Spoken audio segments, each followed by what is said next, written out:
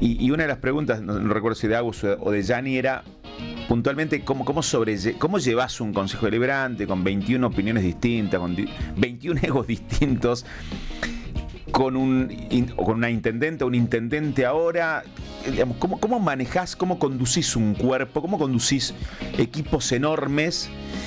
Y un poco estaba leyendo el libro El arte de subir y bajar la montaña de Marcos Peña, cosas que aprendí sobre la dimensión humana del liderazgo. ¡Wow! ¡Qué tema! ¡Qué desafío realmente! Marcos Peña, a quien nosotros, por supuesto, inmediatamente asociamos a la cuestión política del 2015 al 2019 en la República Argentina, viene a presentar este libro aquí a la ciudad de Salta por estas horas, así que nosotros vamos a poder charlar con él en la mañana de CNN Salta. Marcos, buen día. José Corbacho desde la mañana de CNN Salta. Buen día, ¿cómo andan? Muy bien. Gracias por atendernos. Ahí, por favor, gracias a ustedes. Entre la mezcla un poco de la presentación del libro que empezamos a leer en estos días y un poco de la charla de este día a día, la primera pregunta que me surge es, cuando te propones escribir algo, ¿por qué decís voy a hablar de liderazgos? Bueno, porque un poco la idea era hablar de mi experiencia, ¿no? Y yo siento que atravesé una situación de liderazgo bastante extrema y después me dediqué 4 años y pico a tratar de entenderla y al mismo tiempo trabajar con otras personas en esas situaciones, conversar con otras personas en esas situaciones y bueno, el libro es un poco los aprendizajes que saco en limpio de ese proceso. Decís un liderazgo extremo. ¿Qué sería un liderazgo extremo? Bueno, yo le hablo de que liderazgo muchas veces se confunde cuando se habla de los líderes como si fueran una categoría humana aparte, ¿no? Sí. Y que más bien hay que hablar de situaciones de liderazgo que son temporarias y que tienen distintas dificultades, de ahí la metáfora de la montaña, ¿no? Y la idea de que hay montañas más chiquitas y hay montañas más altas, digamos, ¿no? La Casa Rosada es una montaña alta y compleja y durante 4 años y con toda la volatilidad y complejidad de este país es como hacer eso en tormenta, digamos, con avalanchas, con situaciones extremas. Entonces, desde ese lugar digo que son situaciones extremas la que viví y bueno, es un tipo de situación de liderazgo, pero también está bueno ser consciente que todos vivimos situaciones de liderazgo, o sea, y la escala por ahí no es tan importante a la hora de entender lo que nos pasa como personas a la hora de vivir una situación de liderazgo, ¿no? Porque las presiones, las demandas, las situaciones a escala nos tocan a todos más o menos por igual. Me llama la atención 2 puntos que se destacan del libro.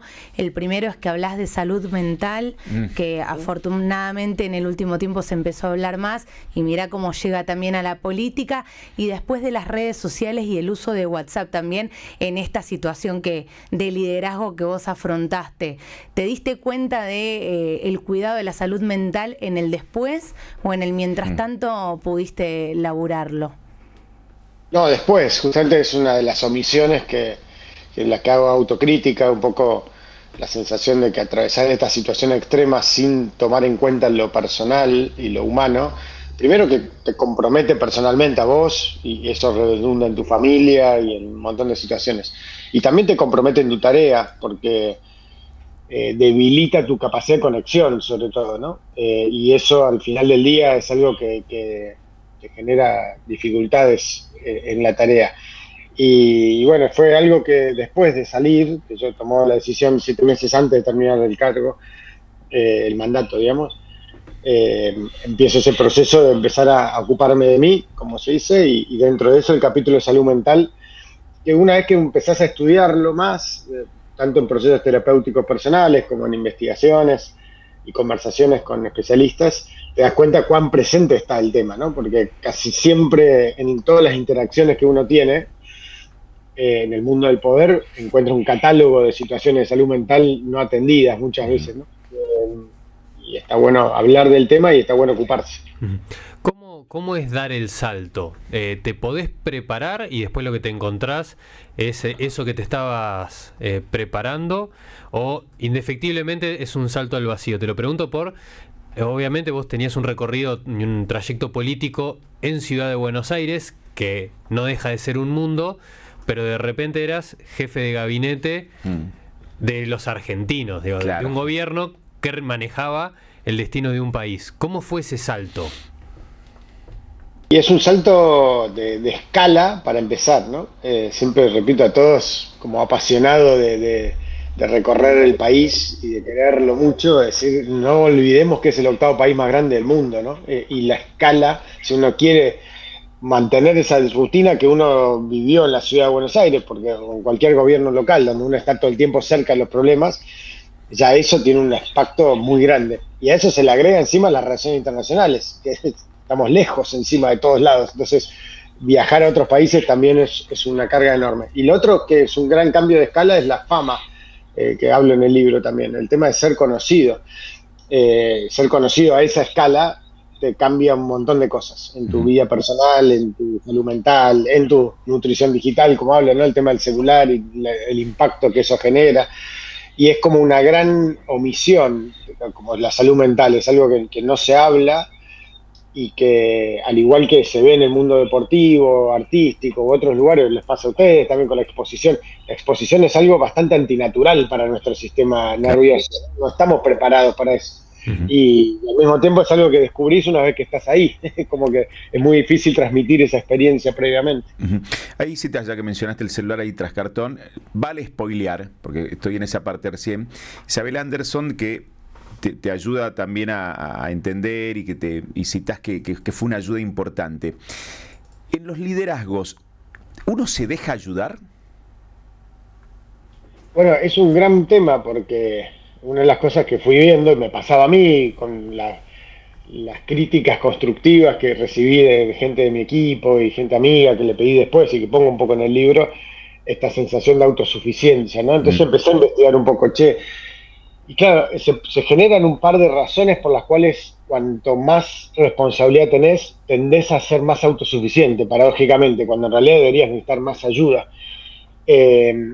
Y en general creo que tiene que ver con ese ascenso de alguna manera que hace que todas las relaciones se modifican un poco, ¿no? Como he hablado con muchos, y por ahí vas a un terapeuta y a los 10 minutos te dice, che, ¿y qué va a pasar con el dólar? ¿Viste? Decime la verdad, ¿viste? No es tan fácil encontrar ayuda que no se comprometa con el tema de la experiencia extrema que estás viviendo o la conversación que generás. Y al mismo tiempo, y por eso para mí es una de las conclusiones del libro, de la importancia de crear grupos y entender que el ascenso, la experiencia de liderazgo es grupal y que es probablemente antes de ese ascenso que tenés que consolidar las relaciones de confianza, porque si no, una vez que estás en esa situación donde todos te están pidiendo algo de alguna manera, tendés un poco a cerrarte, ¿no? Y eso es un problema. Con la experiencia adquirida y con el aprendizaje posterior, que bueno, ahora llega en forma de libro, ¿estás dispuesto a afrontar una nueva situación así, ahora con todo el aprendizaje en el medio?